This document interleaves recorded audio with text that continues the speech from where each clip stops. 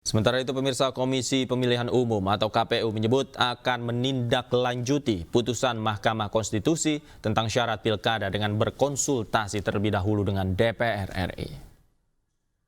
Sebagaimana kita sampaikan di tanggal 20 malam ketika kita sudah mendapatkan informasi seputar dengan adanya putusan Mahkamah Konstitusi, perlu kami informasikan, kami sampaikan, kami ulangi lagi sebagaimana berita yang sudah beredar bahwa KPU, Komisi Pemilihan Umum dalam hal ini sudah menempuh langkah untuk menindaklanjuti putusan Mahkamah Konstitusi.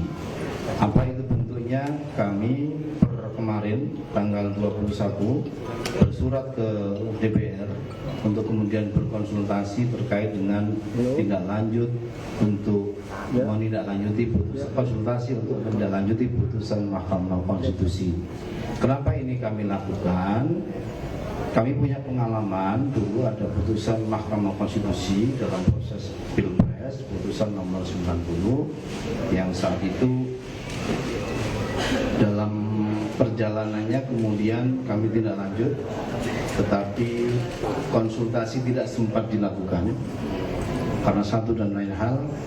Dan selanjutnya dalam aduan dan putusan DKPP kami dinyatakan salah dan diberi peringatan keras dan keras terakhir. Nah, karena yang kami tempuh ini sama, maka proses prosedur yang sudah pernah kami lakukan dan saat itu tidak terlaksanakan, ini sedang kita tempuh.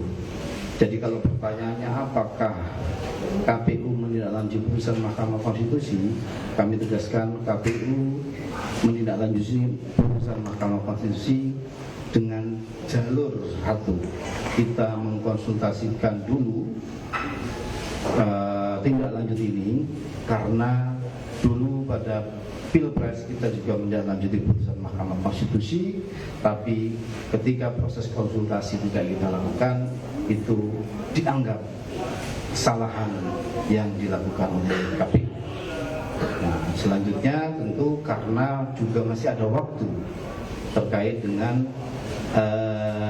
tindak lanjut ini akan digunakan terutama untuk pendaftaran calon kepala daerah yang mulai dibuka tanggal 27 sampai tanggal 29 Agustus 2024 hari Selasa.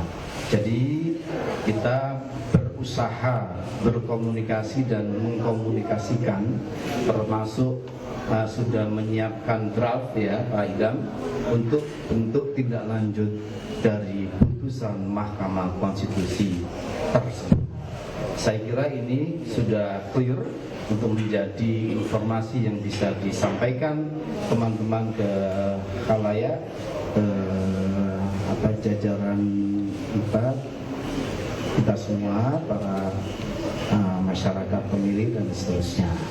Tentu jalur-jalur konsultasi dan apa yang kita lakukan ini semata-mata tertib prosedur sebagaimana pengalaman yang sudah pernah kita alami, kita dapati dalam